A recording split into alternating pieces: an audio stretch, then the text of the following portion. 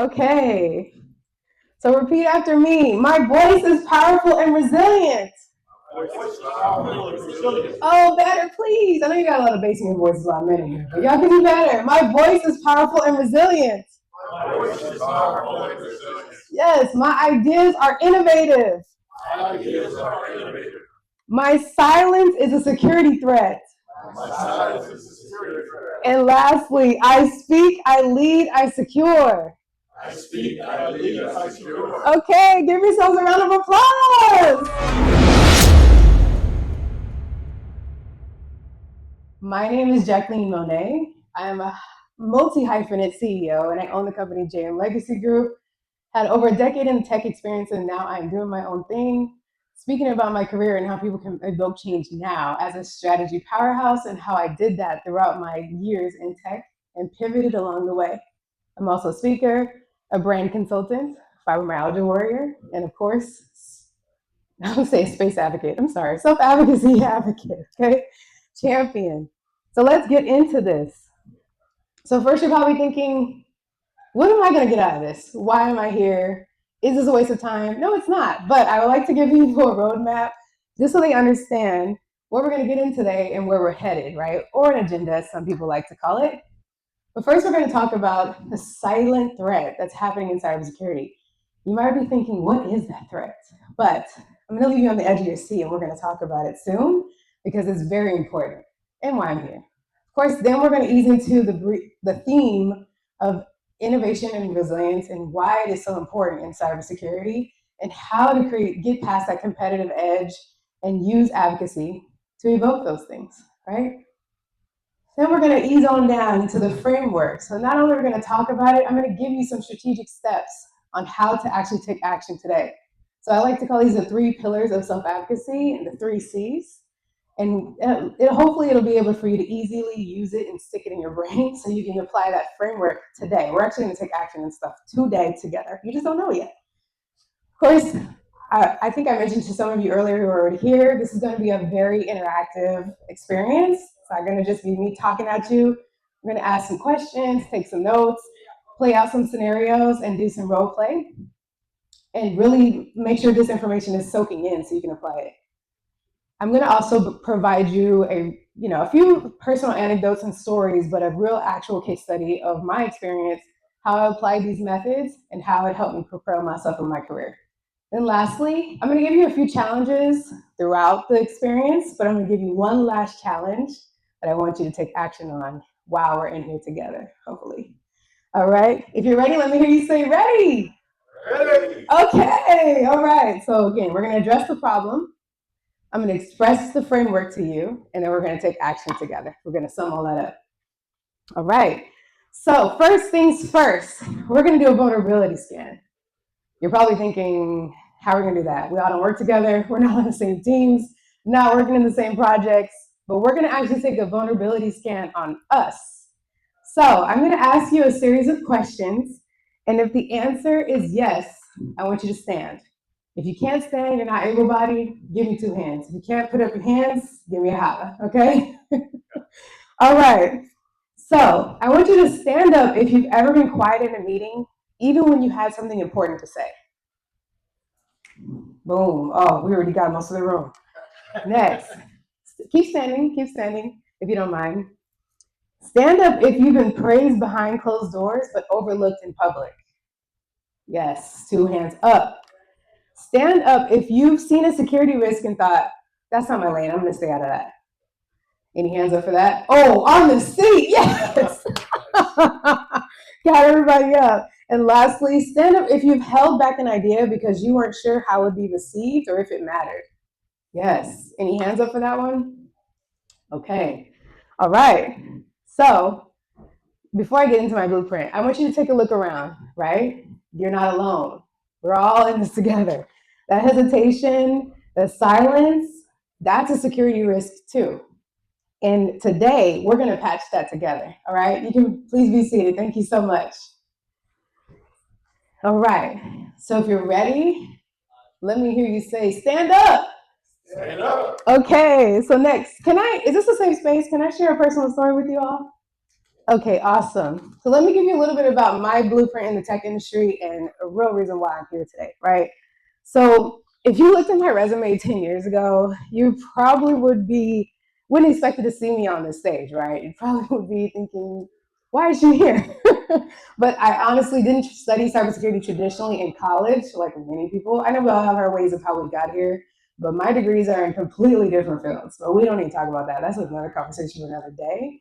However, post college, ironically, like many folks trying to figure out adulthood and figure out how to pay the bills, I broke into the tech industry about 12 years ago. And I was really trying to just figure out how to carve my own path in life. So when I broke into the industry, I carved my own path in tech. Then I eventually created roles that didn't even exist yet. And I kind of exceeded my own expectations, thinking, wow, I didn't even know this was possible. And so I eventually positioned myself and became one of those folks that people came to if there was an outage, or if teams were burning out, or if someone has to stand in the fire and say, we need to do better by making enhancements to X to create the outcome of Z, right? And so I'm here because every innovation I led came from one thing: using my voice. And so even when it shook or I was nervous, I still found a way to spoke up through confidence, and we'll talk a little bit more about that later. So even if imposter syndrome shows up, anybody know what you guys know what imposter syndrome is? Okay, awesome. I'm in the right room. So even when imposter syndrome showed up and was in my mind, like, you can't do this, you shouldn't say anything, or the naysayers at work were doubting me, like the haters, right? We all got some haters that like to hold us back. I just had to still stand up and say no, right? I have to speak up and say something. And if you form the right relationships at work strategically, it can help propel your career really far. And so I like to, of course, I'm going to tell you about my story, but I'm going to give you the roadmap and show you how to do it. I'm not going to leave you hanging. Come on. I'm going to do that. All right. So the real problem, what I kind of let you on the edge of the seat earlier. In cybersecurity, there's a huge risk of silence, and we're not addressing that enough, I don't think. We really need to focus on the human threats, right? And there's a lot of human threats inside of our organization, meaning the moments when someone knows something, feels something, or wants to ask a question, but they don't, they stay silent. In other words, this can fall under the category of professional or personal development that could either propel or hinder your career. So we want to stop doing that. I've seen brilliant engineers stay quiet in high stake war rooms. I've even seen junior analysts with genius ideas shut down because of hierarchy and they felt like they shouldn't say anything. And I've seen burnout eat through entire departments because no one knew how to say, this isn't sustainable, right? Someone just needed to stand up and say that. So, in order to bring this to life and really let this sink in, I want to play out a scenario with you all. So, everyone find a partner. I'm going to give you a second. Find a partner. One person is going to be person A, and one person is going to be person B. Awesome. Got our partners. Great. Thank you so much. All right, so now you have your partner. Person A, you noticed something was off in your team, and maybe it was a security risk, a pattern no one addressed, or a team process that people were burning out. But instead of saying something, you stay quiet. All right, so that's your person A scenario. Person B, you're the manager on a team who doesn't know what's going on, right? And so now that you have your scenarios, I want you to take 3 to 5 minutes and discuss the scenario and what happens next if you stay silent, or if you're a manager or team lead who has no idea what's happening. What decisions are made without that insight because person A didn't speak up?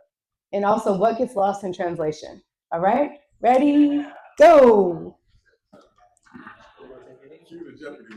Right.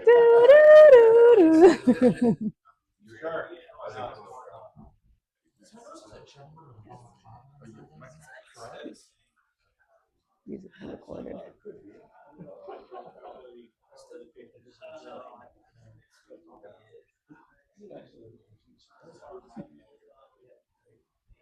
Love it.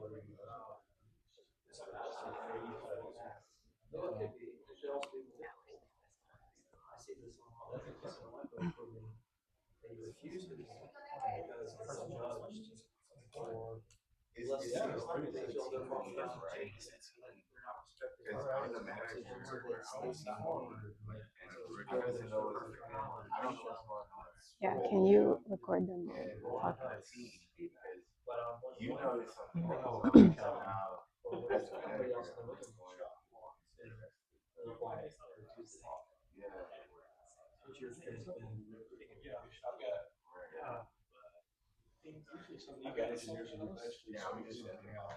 Hello, welcome in. We're just playing out a scenario right now. We'll catch you up really soon.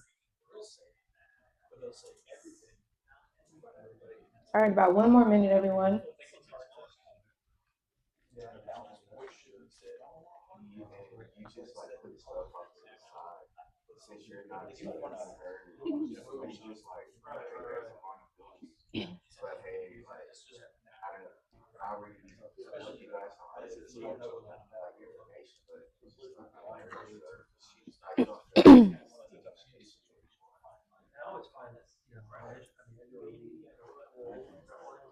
I feel like these need to move.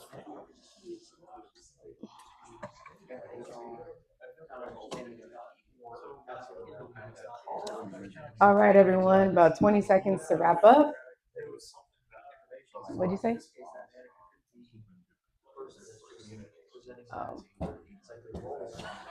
Those have to move. All right, everyone, let's bring it on back. Time to share. Anybody want to share their conversation? Hands up. Sure. We were just talking about the different aspects, and so the role of a manager or team lead can vary based on organization. Right. And so sometimes those managers are not in the weeds; they're not in the operations, and so they're relying on the people below them to communicate. And sometimes depending on whether it's in a group or one-on-one, we've talked about they can be more open. Sometimes they can be overshare information. And so trying to make sure that people feel like they have a voice and making sure that they know when they can speak up, or even know that, hey, maybe in an open conversation, that if you're not feeling comfortable, you really should come to us afterwards and have that conversation. I know as a manager, that's one thing that my people really struggle with is feeling like they have a voice that people will respect, because everyone has that imposter syndrome, like they're not good enough and their opinion doesn't matter in some cases, and they're always dependent on maybe a senior person within their team to be the person that is the voice. Yes. Yeah, I think the key aspect is knowing who your audience is, because if you don't want to throw your manager under the bus because they may not know something various aspects. Right. But now, at some point, though, there is a line between, if they're just not doing their due diligence, and just, so there's so many different situations, but I think you start with knowing, who your audience is. And if I'm an analyst and my manager's not listening to me, then I'm like, look, we really have an issue here. And, after, if they're not listening, and I know it's something that's detrimental to the company or organization, and at that point, I'm like, okay, I'm going to go around it. Right. Because I've been in both scenarios. Yeah. Those are perfect. Also, spoiler alert, talking about both of those things. So thank you. So that was a perfect response. What was your name? James.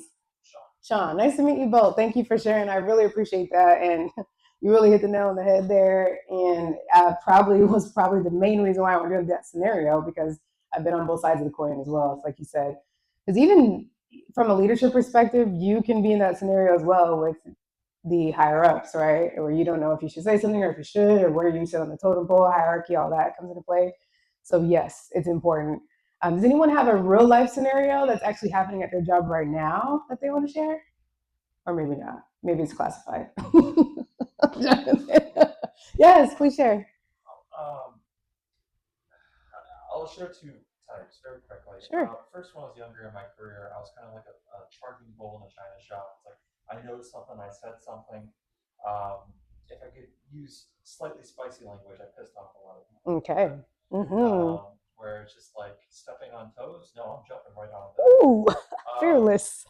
But I kind of learned over time to tone that down, kind of like the whole entire value of political capital in the workplace. So kind of the more modified version, this is actually like roughly less than a year ago, we had a leaky API that was leaking some not so great PII. Oh, And I basically just, said, that all right, sounds expensive. who's responsible? Okay. Who's the team lead? Mm-hmm. Bubble it up, show proof of concept, and then make the action, like the default action. Mm-hmm. Where it's like, hey, if I don't hear from you, I'm gonna bubble it up the next level. Mm-hmm.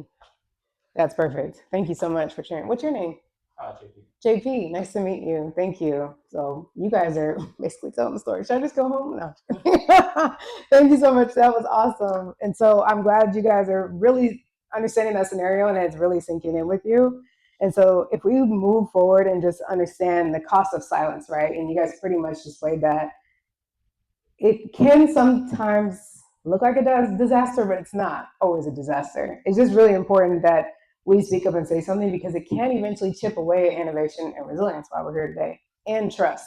If somebody finds out you're holding out some really important information and you could have spared the company some money or the team some time for being in a fire, that can kind of waver their trust with you as well. So, but like they were saying, you got to know your audience, you have to know the opportune time, and you have to know how and when to do that. So we'll actually kind of roll that out in the framework I'm about to show you. All right, so we get into the theme of the conversation with innovation and resilience. Yes, it starts with us, but also I just want to be clear that innovation, I know a lot of times we think are, oh, new releases, new products, or things that are being shipped out to clients and folks in our app or at our company and software, right? But honestly, it's more than tech and it's more than just releases. It's more about us. It comes from the brave people who aren't afraid to use their voice in the most opportune times. So, like you're saying, know your audience, but also the time. And so, if we also shift into the mindset of resiliency, it isn't just about bouncing back from breaches, right? It's also about bouncing forward with better systems, better teams, and bolder voices. So your ability to speak up, define your value, and lead conversations is what secures the future. We all get that little feeling in our gut, like you should say something, but we don't always act on that. Raise your hand if you've been guilty of that. I know I have, especially early on in my career. I was like, maybe I should say something. I don't know. You're like double dutching the situation. You don't know, right? But or you're a bull in the china shop and you just say it all. So it just depends, right? It really just depends. But maybe we doubt ourselves because we had a bad manager in the past who would always shoot our ideas down or talk over us and make it seem like it wasn't relevant. Or maybe we think, I haven't worked here long enough and I probably shouldn't say anything. But today, we're going to change that mindset because your previous experiences from other teams, projects, and companies could honestly bring insights that they might not have even thought of. So it's good to speak up and say something. So there was a time in my past, in my last role as a new leader, where I noticed huge gaps in the process, and I knew I had a solution to close close the gap. And that's where I found a point where it was either time to speak up in a meeting or maybe draft an email and send that later and give them my suggestions based on what I observed. It can feel a bit nerve-wracking when you're deciding to make those choices, right? But honestly, it helps solidify my place on the team as a thought leader and someone folks could turn to in the future for help, especially in a fire. So now I'm going to show you how to shift into that strategic mindset using the framework, the three pillars of self-advocacy in cybersecurity that I like to call the three C's. I like to use C's for cybersecurity. You guys see what I did there? All right. Yes, there's a theme.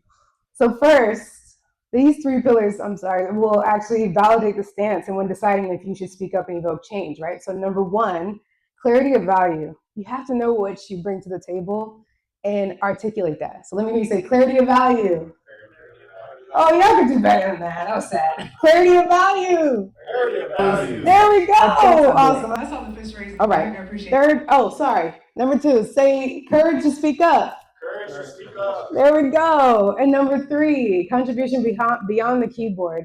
Yes, your 9 to 5 is awesome. Yes, you're supposed to be doing the things that's within your role, but you might have to color outside the lines a little bit and advocate some ideas if they come up. Use your voice and say it. A lot of people think, oh, my ideas are probably dumb or stupid or I haven't been here long enough. No, like all ideas are good ideas, and maybe you have to work together with someone to bring it to fruition, but you might as well just bring it to the table. It can ultimately shape the culture and help you lead boldly within your team, no matter what your level is. So if we drill down into these a little bit more, and forgive me, repeat after me. Contribute beyond the keyboard. Contribute beyond the keyboard. One more time. Contribute beyond the keyboard. Contribute beyond the keyboard. Woohoo! All right, so that's the third one. So if we drill down to these even further, okay, I want to break these down one by one. Oh, wait. If you don't have your notepads out or your phone out or something, I need you guys to take notes because I'm going to drop some major gems right now, okay? Get the phones out, get clickety-clacking. There we go, James got it. Because these are going to be very crucial in order for you to use that framework strategically in the future to take action, okay? So first things first, if we define the first one, clarity of value. It can be tough, right, to keep a revolving record on hand of all your accolades at a company and to really truly understand your value. But if you don't define your value, who will? And sometimes others get it wrong. So you don't want people to lessen your value or inflate it in the wrong way. But I mean, that's also kind of cool. But you don't want them to lessen your value ultimately. And honestly, at the last security tech company I worked for, I won't mention the name, so we'll just keep that to me. But I knew my skill set wasn't being used properly in my current role. So I pitched the idea of a new one to my SVP. And when I was pitching, I knew in order to make the best use of their time, I had to define my value in a succinct way that would drive the pitch home, okay? Because you're talking all over the place and you're talking about the weather and rocket launches and like all kinds of things. They're like, all right, my time, I only have 5 minutes. What's going on here, right? So you gotta get to it, especially depending on the level of the person you're talking to and pitching this to. You have to get really succinct with your thought process. Don't get me wrong, this took a lot of time for me to comb back all of my projects, across all my Kanban boards, everything I was completing the last quarters, years, things on my calendars, emails. I was really trying to comb through all this and create a full list. Like, what did I accomplish? What did I do at this company since I've been here? Granted, this can be kind of hard if you've been at a company for 10, 15 plus years, right? But you might have a general idea of the things that you've accomplished.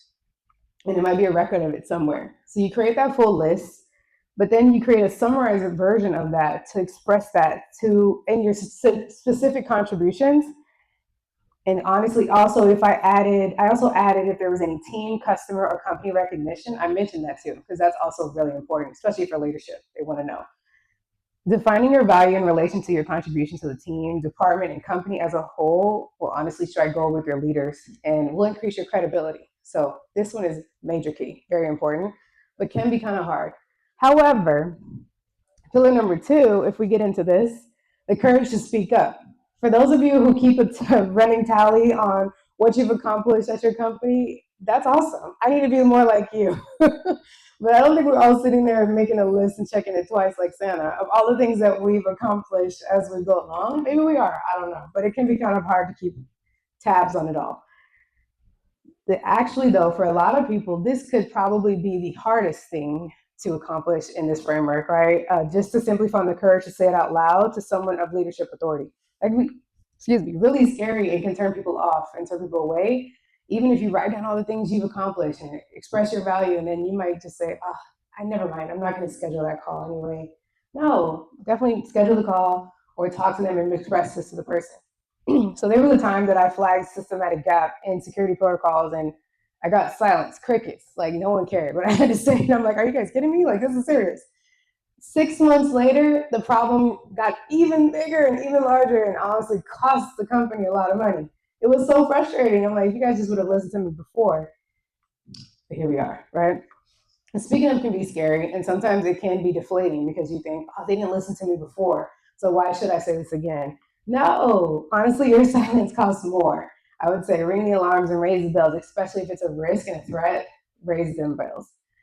Just knowing how you just knowing how you speak, it really matters, and the impact that it brings, your leader will remember it, and so will others. So a lot of times it causes a ripple effect to the team and other people, and they see how you do it, which is awesome. But when I say depending on how you speak up, that means the choice of medium and outreach. There can be different ways of how you decide to speak up. So think to yourself, was this during a team stand-up, or you guys mentioned earlier? Was the timing of this right, or was something on fire? Should I maybe have not said it now because they weren't paying attention to me? Did I get straight to the point, call it out, and offer a solution? Or did I beat around the bush and speak too long-winded and run out of time? Or did you send an email with all the facts, info, and suggestions of resolutions? Or did you chat your leader and ask for one-on-one time in your calendar? So there are different ways that you can go about this outreach and different ways you can communicate what your thoughts and ideas are. It's a good food for thought next time that you want to build up the courage to speak about something. And it could be scary to do it over and over again, but I just want to encourage you to always do it. All right, so if we get into the last pillar of the framework, again, this is contributing beyond the keyboard. So in tech and cybersecurity, teams like a lot of teams stay in their lane. I think one of you were mentioning that earlier. Teams can be very siloed. James, you mentioned that earlier. And sometimes even leadership is far removed, right? And so you might think, it's not in my lane, or I just don't know, or they don't really need to know. I'm out of here, so I'm not going to talk about it, or it's not in my role, so I'm not going to say anything. No. You got to say something, even if it's beyond your role. A lot of times, it's great to color outside the lines. I know we were kind of taught don't do that, but in this scenarios, being innovative means coloring outside the lines, thinking ways that people don't normally think, and bringing your own unique ideas to the table, right? That no one else can replicate. So most companies and leadership like folks who think outside the box and will help the company grow, expand, evolve, and improve. But not only does this help create a view of thought leadership, it also helps a company be seen as an innovative force to be reckoned with. So I created programs, redefined roles, and led cross-functional efforts with other teams because I spoke up just beyond what was assigned to me in my projects or on my tickets. I created connections, and that's how I formed and was able to create new roles at the companies because of those connections. Because a lot of times people will recommend you. Even when you're not in the room, they'll talk about you and say, this person did X, Y, and Z. I think they'll be awesome for this next position or this next role or this next award because of you speaking up. And it pays off later. All right. And so before we get into the next interactive portion of this, I also just wanted to make sure I talked about how important it was to speak up, yes, but prepare ahead of time. Preparation is major key. So a lot of times when I suggest a talk track, not a lot of times, all the time, it's 100% success rate.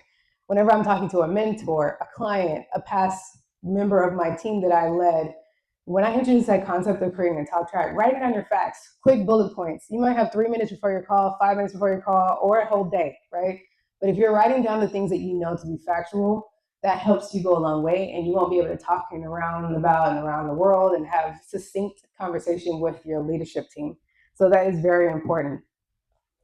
It also can lessen how much you silence yourself in different workplace scenarios, right? Sometimes thinking off the cuff, I think we've all tried that. Just like, I'm going to wing it and just figure it out. No, a lot of times you don't get straight to the point and it doesn't get you far. So take the time you need to prep and drive it home. It's very, very, very important. All right, so to lock this in, we're going to take a quick pop quiz. I know how much everyone loves those. Woo, pop quiz. All right, so for this, you're going to do this and answer this silently to yourself, okay? We don't have to get into groups for this one. This is just for you to decide. So the series of questions that I ask, you're going to write down a yes or no to the following, or think this to yourself, yes or no. Have you ever held back on speaking up about a valid security concern? Yes or no? Think that through. Have you ever held back on speaking up about a valid security concern? Number 2, are you doing tasks outside your title but not advocating for role clarity and career advancement? Yes or no? I think a lot of times we might just stay in our lane, but do extra work, but then not have an additional conversation of what does this mean for my career? How can I advance myself? And we assume our leader is going to do that. A lot of times we need to say that so that the manager or leader even knows we want the advancement. Sometimes they might not even know. Welcome in, guys. Thank you for joining. So right now we're doing a quick pop quiz for you to answer in your head, yes or no, if you've had any of the following. So I'll start over. So have you ever held back on speaking up on a valid security concern? Yes or no? Are you doing tasks outside of your title but not advocating for the role clarity and career advancement? Yes or no? Third, have you stayed quiet in meetings where your input could have helped based on your personal knowledge and past experience? Yes or no? And lastly, do you downplay your wins because you want to stay neutral and breeze by, but secretly hope for a promotion? That one's always interesting to me. But a lot of people do this. A lot of people do this. and get upset because they don't get a promotion. Sometimes it doesn't work that way. A lot of times it doesn't, honestly. If you answered yes to more than 2 of these questions, your voice is being underutilized at your company, right? Anybody here answer more than 2? Okay, honest answers. We gotta change that. We gotta change that. Okay. Your organization is definitely missing out on your brilliance. So we have to figure out how to take the steps in the framework, take action, and make a plan today. All right, so next up, challenge time. I want to make sure you have this locked in, and we're going to do this together. I want you guys to take a deep breath. Okay, don't be nervous. You might be nervous, but it's okay. Try not to be nervous. So we're going to take action right now, today, and I want you to open your notes, open your phone, compose an email, because we're going to take action now, and we're going to talk to our manager now. Okay, or you can schedule it on Monday, right? If you want to send it on Monday. It could be a Teams message, but if you're feeling froggy, I want you to send it right now if it's on your mind, okay? The guys are like, what did we just walk into? Heart pounding off fast, like, oh my God. Okay, so in your notes, I want you to say, hey, Jonathan, I've been thinking about X, and I would love to talk to you more about how we can improve it. Clearly, you're not going to say X. You're going to exchange that with whatever thought you've been thinking about and your leader's name or the person on your team's name that you want to say this to. But I think this is a way that we can really get activated now and take action today, now. So, hey, I've been thinking about X, or I've been thinking about this risk, or I've been thinking about this threat, and I would love to talk to you about how we can improve it. That way, you can let them know what's on your mind. And if you want to add another sentence to say, I've been thinking about X, and here's a possible solution, that also would be great. I've been thinking about Y, and maybe we can apply this. A lot of times leaders appreciate that because they think, oh, they've really been taking this thought. It's saving me some time. They're giving me a solution. Let's apply it now. And then you guys kind of just work together to figure out how to make it happen, how to make it shake. But the first step is drafting that message, right? And really getting that out there to your peers and to your manager to drive this forward. Anybody send it now? I'm curious. Anybody feeling groggy? Okay, it's okay. It's okay. I want you guys to really sit and think, maybe I should send this on Monday. Maybe I should send it tomorrow. Maybe I should walk out there because my manager and my lead is here. Maybe I should go talk to them about this in person. This is how we take action and really activate this now, right? So a lot of times we go into these calls or sessions, people talk and give us a good game and they say all kinds of things, but they're like, okay, go out there and figure it out. No, we're going to do it now, today, and take action. All right. So simple as it may seem, this is how the change starts, and this is how we elevate resilience and innovation. Okay. So before I go, I did promise you a final case study, right? On what happens when you actually follow this framework, doing these steps, and take action. I'm that person, I'm that case study to show you what happens when I actually spoke up. So one of the most powerful moments in my career came when I didn't wait for someone else to hand me a solution. I designed the solution myself. There was a time I was working with a multi-million-dollar client who was frustrated, and honestly, rightfully so. Internally, things were chaotic, okay, crazy. There was no real structure around our processes, no ownership of updates, and the organization of data, a mess. Okay, nobody knew up from down, nobody knew where to find things, no one knew where the source of truth was. It was a hot mess. It was bad. It was really bad. Okay? And I'm not going to name the company because I just don't want to put them out there like that. And everyone was doing their best, but it was burning people out, and the client could feel it. They could see it. A lot of times we try to hide that from the ultimate goal, who we're serving, who buys our product and our software and our service, but they feel it, especially if they're a multi-million-dollar one. Those are the neediest ones, right? That ask all the questions and they're in the weeds. So they're going to feel it. I advocated for something that didn't exist yet. I pitched a brand new role and helped build out an entirely new department, something I knew we needed because of what I experienced in my former leadership role at the same company, right? So I switched teams and I took my experiences from my previous team and brought that over to the new one because that's what they were lacking. So even if you don't bring it from a previous company, you can bring it from the same, inside the same company from different experiences, different roles, and different positions. Also, just a disclaimer, I'm not telling you you have to go and create a brand new department. That takes a lot of work. But you can definitely still make this apply to your own life. I seen gaps before, right? And I'd fix them, and I definitely have a knack for gap analysis. That's just kind of how my brain works. I see something, I need to fix it, I need to update the process. And so I knew I had to do it again. I combined that knowledge with the knowledge that so I did both. I did twofold. I combined the knowledge from a previous leadership role at the same company. I also combined the knowledge that I had from another leadership role at another company. So it was actually from an IT SaaS company. Then I brought that information over to a governance security company, right? And so that was a different change in field. However, the processes were lacking and the gaps were very similar. So I was able to combine those experiences and bring that over to leadership to then create.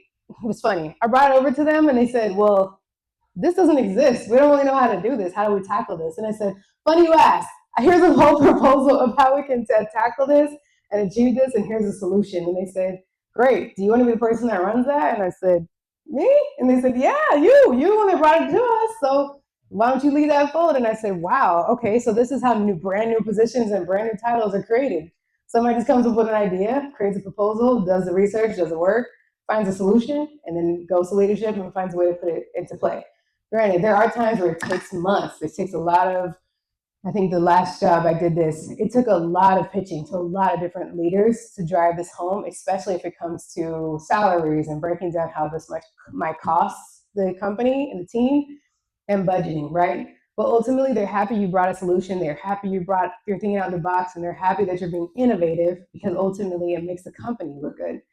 So that's my case study of how my experience was, right? And so I restructured programs, I clarified ownership, I helped scale the strategy and improve productivity and the customer experience. So ultimately, the customer felt it. We didn't want to lose a multi-million-dollar client. No, especially the one that had that logo. I wish I could say it, I probably shouldn't, but there was no way in hell we should have lost the customer, right? So I had to do everything I can. That role didn't exist before I spoke up. The solution wouldn't have come if I stayed silent. I don't know how long it would have taken. Maybe they got there for years later. I don't know. But I'm glad I said something. And that's what that's what self-advocacy looks like in cybersecurity and the tech industry. And that's how we elevate innovation. Let me say that again. That's how we elevate innovation and resilience, the whole reason why we're here today. So, one more final challenge. It wouldn't be me if I didn't leave you with something else, all right? Let's see, what are you holding back? I need you to think about these questions, food for thought. I don't know, maybe a journal prompt. You guys journal? You guys writing journals? Maybe you want to sit down and think, he sees me, he feels me in the back, yeah. Maybe you want to write these things down in your journal and think food for thought. What's one idea that you've been sitting on that you have to share, that you should share? Why haven't you shared it yet? Who should you share it to? I mean, maybe if you share it to some random guy that has no relevance, it's probably not going to have any impact.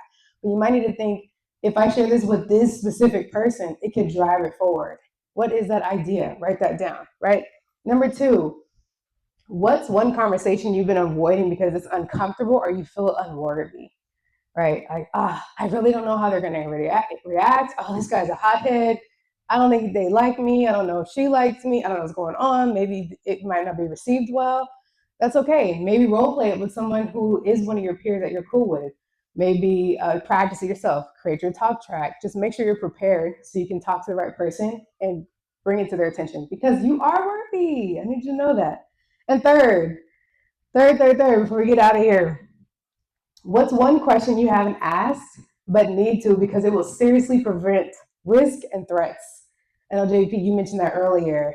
Leaky PII, bad news. Okay, the last place I worked at, we focus a lot on GDPR, and that's where a lot of my certifications are, right? And so I understand. That's why I said it sounds very expensive because if that came to light, and depending on the impact of how many customers you have, and if it hits a certain protocol within GDPR, which you guys probably know this, there you go. It could be extremely expensive depending on how much PI was shared, how many times it was shared, and you guys probably know this. Forgive me if you know all this, but it can end up being very costly if you don't say something. So think about that right now. If there's a risk or a threat that you just haven't spoke up about, make sure you write that down and bring it up on Monday.